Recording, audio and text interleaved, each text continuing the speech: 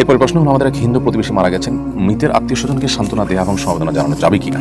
উত্তর হলো, আপনার প্রতিবেশী হিসাবে একজন হিন্দু, তিনি প্রিয়জনকে হারিয়েছেন, বেদনাহত হয়েছেন, সচেতনভাবে আপনি তাকে সান্ত্বনা জানাতে পারবেন।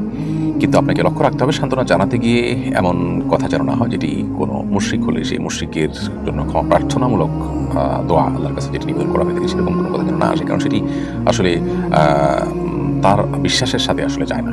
তিনি নিজে যেখানে জীবদ্দশায় যে বিশ্বাসটা লালন করেন না, অথবা যে প্রতিবেশী আপনি যাকে সান্ত্বনা দিতে চাচ্ছেন তিনি যে বিশ্বাসটা ধারণ করেন না, তাকে তার বিশ্বাস পরিপন্থী বিষয়ে তার জন্য কামনা করাটাও অসঙ্গতিপূর্ণ, সেটা করা যাবে না।